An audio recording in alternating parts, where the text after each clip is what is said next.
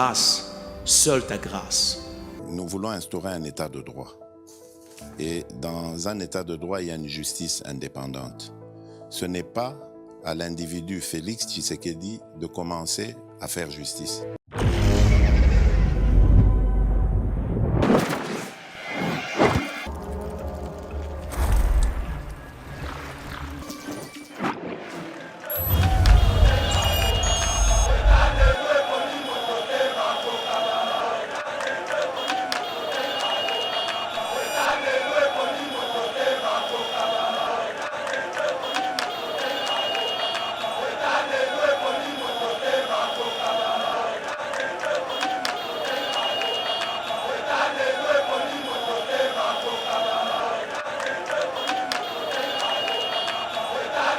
Mais Rwanda, même pour Sokola, on a dit et c'est Pélissi Bangote, on avait besoin de Vincent Karega. Mais tant on comprend réellement que le monde entier, au regard des informations que nous avons, que c'est le Rwanda qui est en train de nous agresser. États-Unis, tout à fait d'accord, Union européenne, tout à fait d'accord.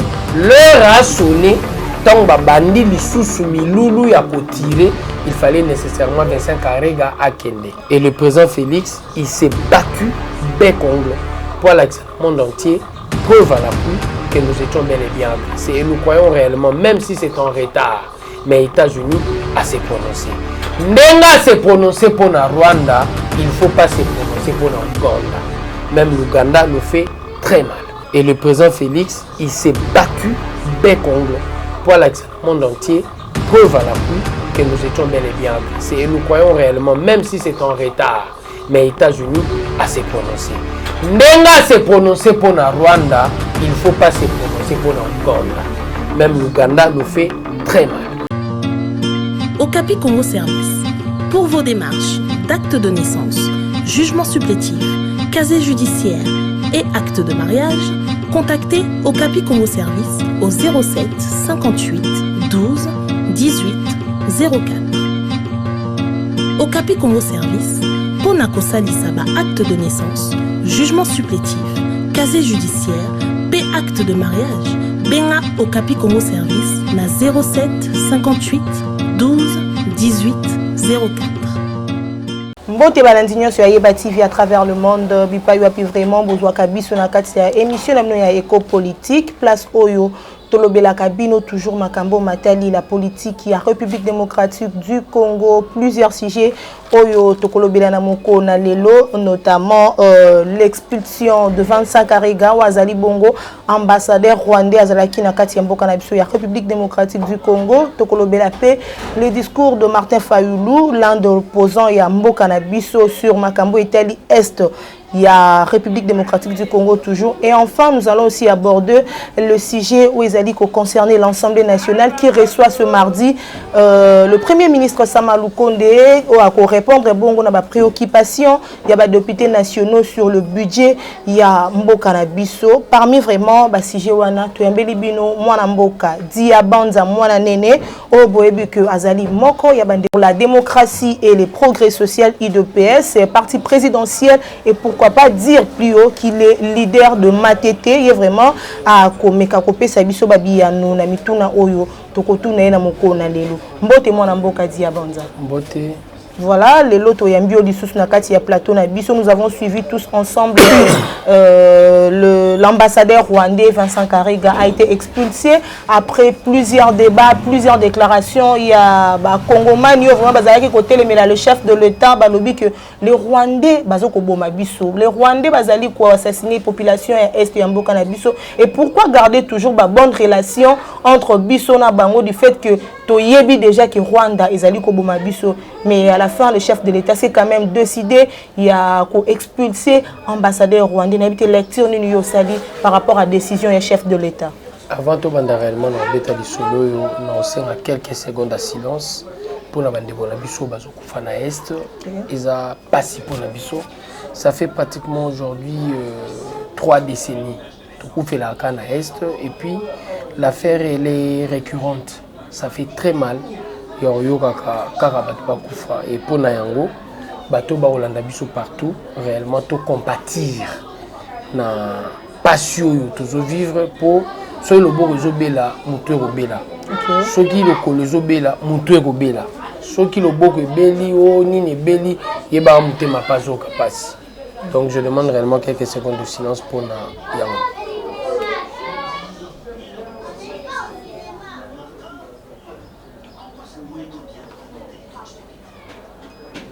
Naza sur tokozonga mbala moko na beaucoup ya motuna na yo. Il y a un élément de détail. Bajira mboka réaction na émotion té. So bato basé émotionnel, tu ne peux pas te permettre réellement au internet bon c'est l'émotion faut gérer mboka. Bajira mboka au regard des éléments d'information à ta possession. Voilà. Et Vincent Karega ko bengana été ezate poto lingaraye aza mwasi na bisoté aza kolete. C'est un ambassadeur rwandais. Et en tant que rwandais, tant qu'on a misala et na combat misala, le monde étant un petit village au nom de la diplomatie, nous allons collaborer na Rwanda. Nous avons des accords avec le Rwanda où tous allons signer au nom de la paix. Voilà. Pour qu'il Rwanda comprendre que malgré notre or, tous allons ébélé et comme à Kosukwama chez Bango pour bango peut baser moi le meilleur. Mais Rwanda, même qu'au Sokola, on a biso, et c'est ici, on avait besoin de Vincent Karega.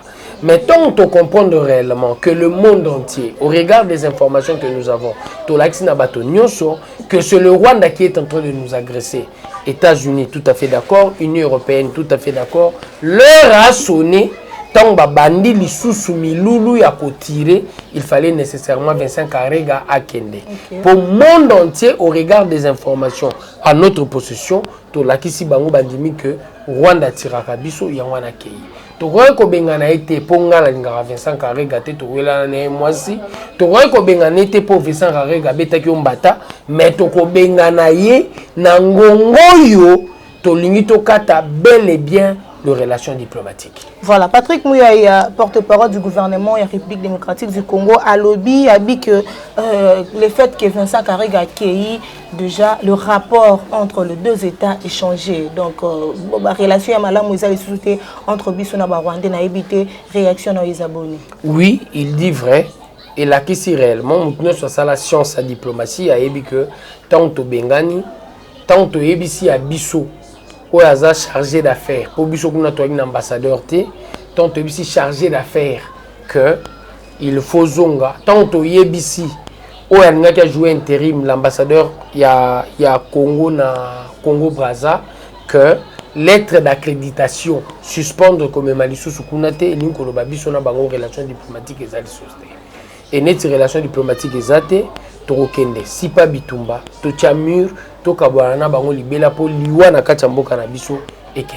Voilà, après plusieurs lamentations du chef de l'État, Félix Tshisekedi, Tomonia, Gangi, a lobby partout dans le monde, en déclarant que le Rwanda, Zali Koboma, RDC, Batebele Bazala qui répondre, était beaucoup Bazali même prêter attention, Tenamalobana, Kassilelo, nous avons vite suivi que le Washington Azali acquisé réellement le Rwanda d'être à la base. Il y a Makambo Zali, qu'on s'est passé dans l'Est, on a évité, on réagit par rapport à l'acte au Washington à lobby. Dans lobby, nous avons lamentation. Le président ne s'est pas lamenté. Le président a dénoncé en apportant des preuves. Il ne s'est pas lamenté parce que la vérité était telle que c'est le Rwanda. Et le Rwanda depuis quand? Depuis 94. 97, Basali président Awa, Basali chef d'état-major. Parce que c'est Kabila lorsqu'il est devenu président, et ça qui grâce, il y a appui, il y a Rwanda.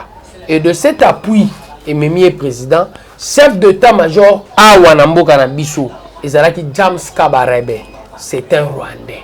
Polelo ana Rwanda kusamosane na Rwanda. Et partant de tout ce temps, il était difficile que le monde entier a comprendre que nous étions bel et bien agressés. Mais le président Félix est venu, preuve à l'appui, à l'accès dans le monde entier que nous sommes bel et bien agressés. À plusieurs reprises, qu'il fallait négocier avec le mouvement rebelle. Du M23. Le mouvement terroriste du M23. Et cette agression de la guerre par procuration, et ça là que tous allons infiltrer. Tu as dit qu'on allait infiltrer depuis musée. Tant musée a tué chef d'état-major James Kabarebe, James Kabarebe pas chaki batonaye. Et James Kabarebe zongi misusu batikalaki. Après, on a connu plusieurs accords. 2013, des accords. Oyo, M23, le mouvement terroriste, a son quota Rwandais na armée na biso. Et le président Félix, il s'est battu bec-ongle pour l'accepter le monde entier, preuve à l'appui que nous étions bel et bien agressés. Et nous croyons réellement, même si c'est en retard, mais les États-Unis à se prononcer. Ndenga se prononcer pour la Rwanda, il ne faut pas se prononcer pour la Ouganda. Même l'Ouganda nous fait très mal. Ils sont en train de nous faire très mal. Je suis d'avis avec Thierry Michel na film nae akolakisa que malheur na biso eza ba richesse na biso. En dehors ya richesse ya munene tozalaki nango oyo eza 1908 ezalaki caoutchouc oyo tozozwa EVA, 1945 ezalaki uranium oyo epesi la première puissance mondiale en termes de la détention de la technologie nucléaire. Okay. Et l'élo ezali réellement coltan na cobalt au biso pour le pétrole est en transition. Ndenge mona ba pays ya Émirats Arabes Unis pétrole est en transition donc on a na technologie ya pétrole poto koma na mutuka na technologie ya batterie oyo ekozala technologie électrique. Parce que Congo pour ça la batterie wana biso tozana 63% ya réserve mondiale. Il y a cobalt, 70 je crois il y a coltan. Donc il faut lukango awa. Yango tina ba guerre wana zumuna. Et ba guerre wana nous sommes d'avis, il faut nécessairement tout bouger à fond pour tout la qui s'allie sous le monde entier que non seulement c'est le Rwanda, l'Ouganda aussi nous agresse. Voilà, parmi deux pistes de solutions où Ezali Bongo pour na kosili sakaka guerre ya mboka na biso, il y a l'opposant Martin Fayulu qui a suggéré à ce que Bavanda donc il y ait dialogue pour te makambuna est na biso et si la habité na part na yo okoki ko réagir ndenge nini par rapport ya proposition oye uti pa moi na mboka Martin Fayulu. Na yebité Martin Fayulu deux fois zanga maele. Azozanga maele te poza mutema mabete. Azozanga maele poza zobate. Azozanga maele pour le réseau intéressé en premier lieu les intérêts individuels nae. Ceux qui ont l'intérêt individuel nae, ils ont la difficulté à réfléchir en termes de la communauté. Martin Fayulu a bien président Félix Patin après a bien dictateur. Pour un leader politique dans un espace de 3 ans, ils ont aberrant. Au cours ça la vraie analyse à contexte. Et net ça la vraie analyse à contexte vous allez toujours en difficulté. Pour la vraie analyse à contexte, pourtant, on a la communauté, a intégré beaucoup plus la donne, il y a dividende individuel. Nga Martin Fayulu n'a rejoint nini. Il y a un petit peut-être que la solution que vous avez lobby cannabiso et zonga na kimia. 30 ans. Tous ont la même position. Tu négocier na ba mouvement wana 3 fois. Et puis si solution c'est le lobby de sous négociation. A beta négociation pour YP en a besoin réellement to beta li solo ya vie à Martin Fayulu na 2023. A yebi que so toke élection à ligne. Il le sait. Pensez-vous que ceux qui lobby élection c'est les mina katambo cannabis. Ils sont né beta maté. Opposant à Munene et comme Mutu Mususu.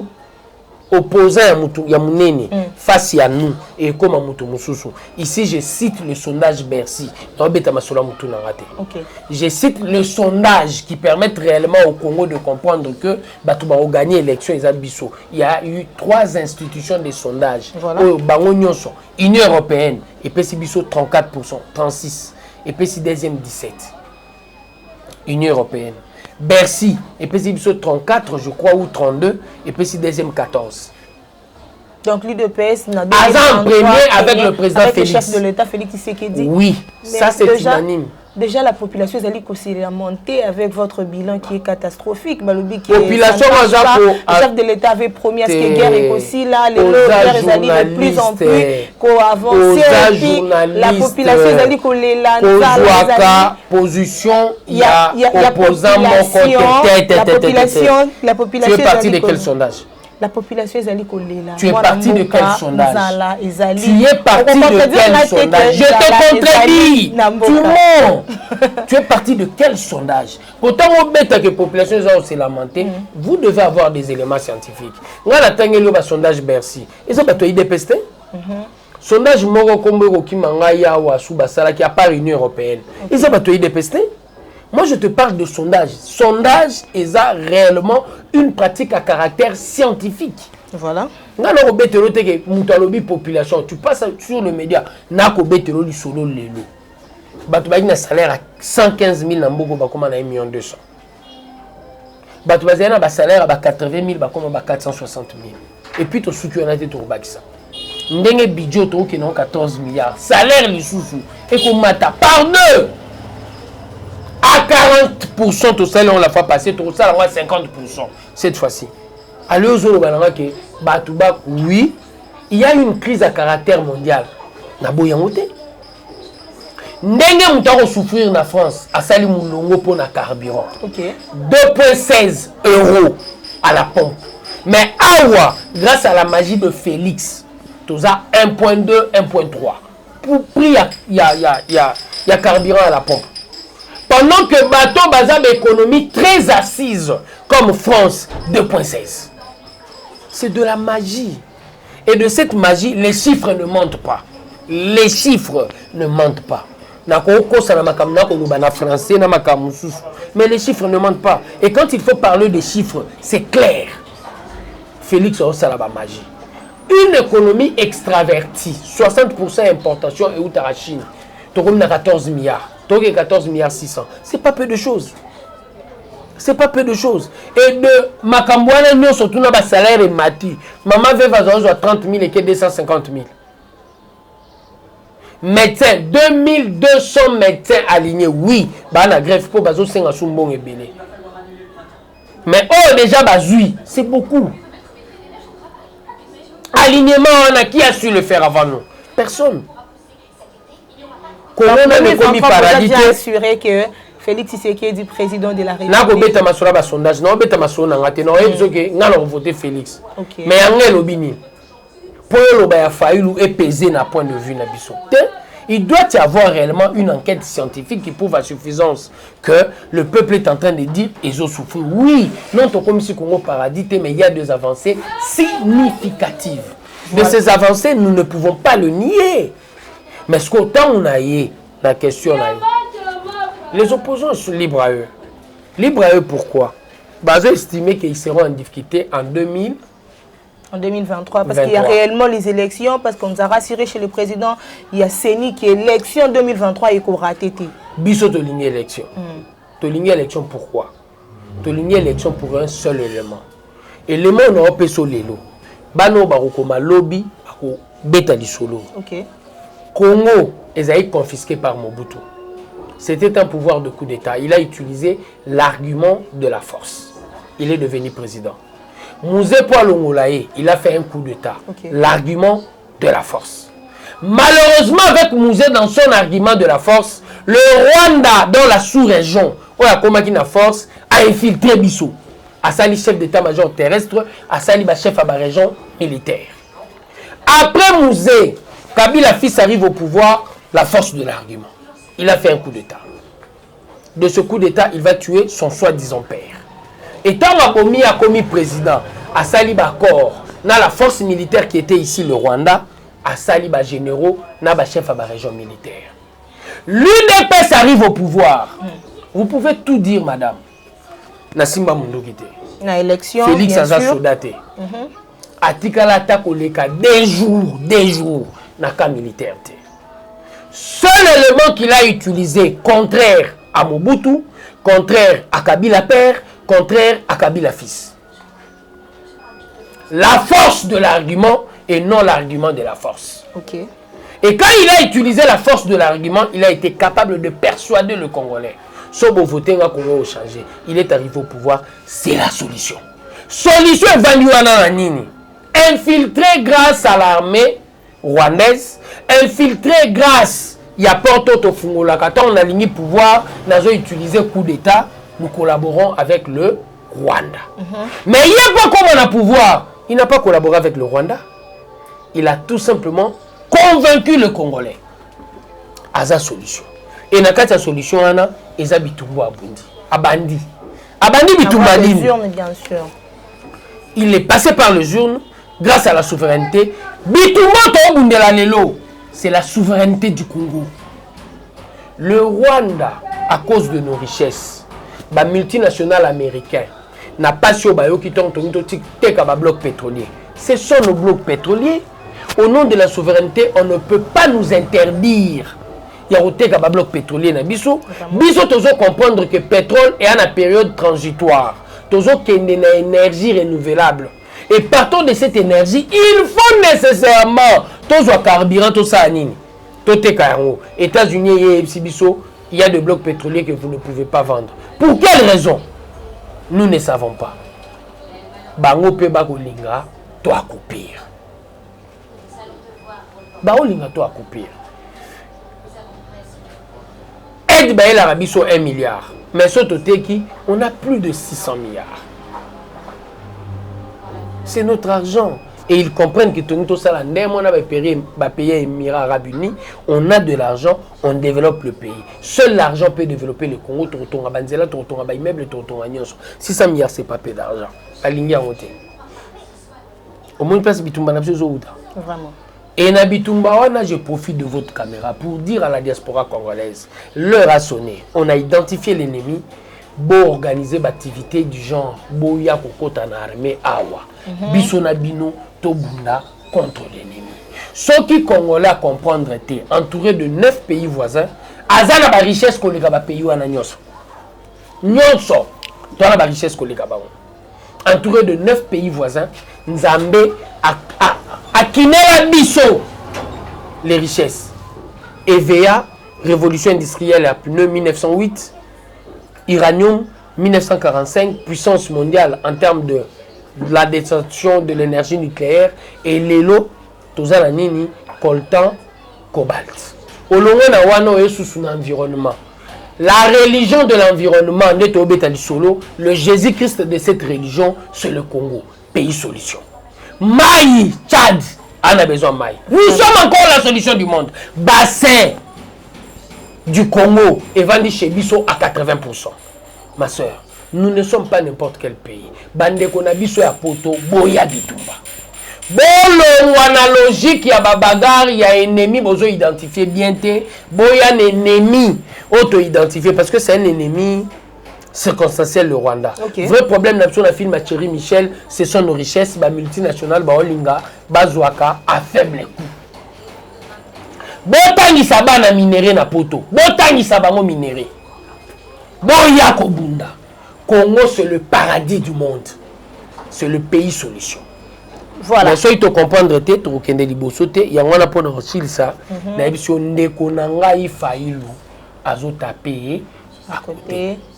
Il faut nécessairement comprendre que photo Bunda.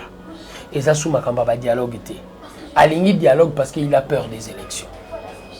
Et ça, sous ma dialogue, donc des alliés qui basent plus na côté à angle et à partage de postes pour na débat. Bien sûr, bien sûr. Et à la Kabila, et à la Moïse Katumbi, Balingi guerre wana.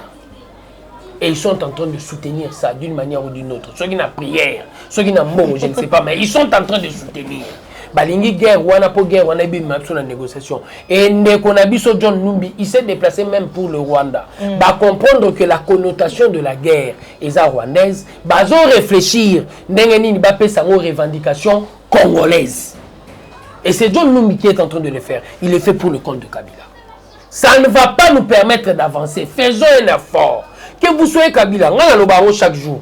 Kabila pour nous c'est une richesse pour Aza ancien président. C'est pour la diamant, or. Celui qui est un ancien président. Et ça fait office, il y a stabilité politique. Nous devons investir dans le Congo 14 milliards à Ozoro dans 10 ans. C'est après 20 ans qu'on récupère un bon bénéfice. Mais pour un 14 milliards, il faut stabilité politique et ça la garantie. Et stabilité politique, ils ont passé par les anciens présidents. Mais quand il y a comprendre de l'Okouana, il rentre dans la politique. C'est malheureux. Pourquoi il doit rentrer dans la politique? C'est malheureux. Oroka Kamere kuna alingi négociation. Poni azu lèpre. Kamere c'est votre allié de taille et surtout que vous avez dans Katia union. Et bon ceux qui allié à Zobel Rolobate. Ceux qui moi si na yo akobela to mobali non. Yo Rolobate. Rolobaki mobali na akobela te. Ata maladi ya soni mokobeta. Ndenga zawana azana lèpre. Malheur na ezani. Kamere s'est permis. Tango to sala pour ça 100 jours. Ya kolinga ke pour ça 100 jours. Ezala tambour battant et les canards RTNC. La RTNC batnyo sur UNC ça doit être diffusé à la télé. Diffusé à la télé. Biso pe bato to linga match à Real na Barça. Moi to ta sous match ezate combien de temps pour ça Kamere. Oh c'est 100 jours. Bato balela novelas. Batika ki novelas pour chez 100 jours. Nasuka procès to yoki 20 ans. À part 20 ans Moïbi, tu as vu battre masika pièce contre pièce. OK. Tu découvrir batamaye le quoi bakoko kayuti. Vraiment. Bakalubi et ba Jijiani. OK. Mais à la fin, Kamere jour ba quitté, oui, il peut avoir raison. Il y a eu des éléments nouveaux Kotaki. OK. Mais ba quitté na coucou. Na muto na tala qui procès na TV à 100 jours. Est-ce que na muto na nga convaincu que Kamere a réellement quitté? C'est ça le problème. Je crois que non. Et je ne suis pas convaincu pourquoi. Pour il fallait cela. Netiaki na élément nouveau procès les kalisusu tambour battant. Erreur wana ebomi Kamere na kati lèpre wana on a besoin de négociation pour que les choses puissent recommencer à zéro.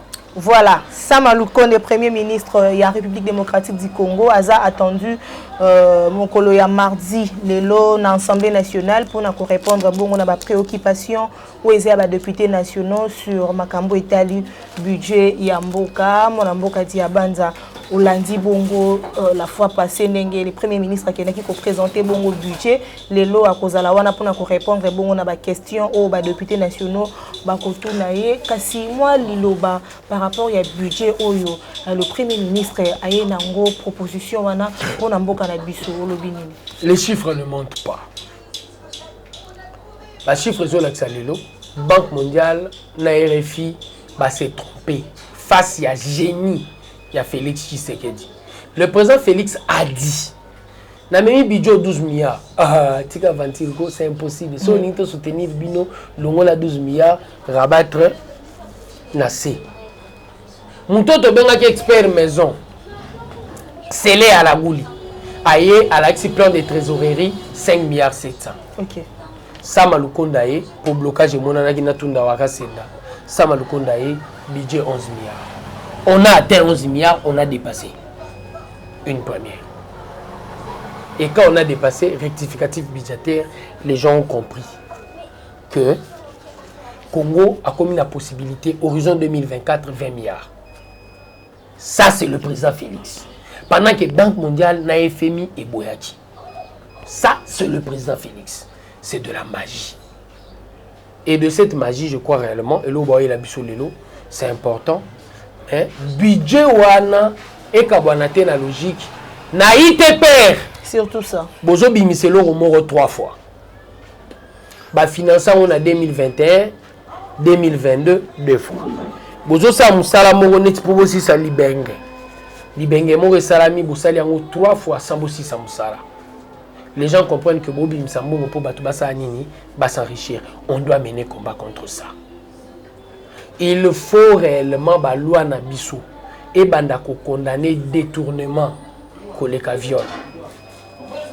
Batu bazo violer pe po tozo encadrer bana bien te. Ceux qui mbongo eza encadrement eza likolo. Détournement fait bandoleka viol. Mbongo wana c'est déjà bon pour nous mais il y aura encore des détournements pour ça na batebele ba okansa pour ba s'enrichir au détriment du peuple congolais. Voilà, mesdames et messieurs, vous comprendrez que Tokomi na suka émission na biso ya mokona lelo. Mwana mboka leader ya matete diabanza mwana nene. Tokosi sabuete penza sans pour autant opé sanifis que message na ba compatriotes na biso au bazana est ici car vraiment bitumba ezali ko bundama pour aussi ça définitivement émission na biso lelo. On est de cœur avec vous Ituri, on est de cœur avec vous Goma, on est de cœur avec vous Bukavu. Nous savons quelque part que vous avez pour changer meilleur. Mais nous vous promettons, bisopé vendredi, toi en la rue. Toi en la rue pour te dénoncer tous les malheurs qu'on est en train de vivre. Toi en la rue pour te la solidarité na bino. tous à la rue vendredi pour tout l'accès à Congolais, tout le Congo nous appartient. Ban à Londres, ban à Paris, ban à Belgique, ban à Bruxelles, ban à de partout, Washington et autres. Vous pouvez faire comme nous. L'heure a sonné où vous devez comprendre que comme l'ennemi a été identifié, il faut te mettre hors état de nuire. Voilà, mesdames et messieurs, nous sommes arrivés à la fin de notre émission. Merci vraiment à Zalaki derrière la caméra. Merci à toute l'équipe de Yeba TV. Là, je pense à Rabi Moukoko pour la réalisation et à tous nos abonnés. Vraiment, Bolanda Kabiso partout dans le monde. Ceux qui sont Zongité, Ngana Bino Tokutani, Namikolo Mikoya. Ta grâce, seule ta grâce. Nous voulons instaurer un état de droit. Et dans un état de droit, il y a une justice indépendante. Ce n'est pas à l'individu Félix Tshisekedi de commencer à faire justice.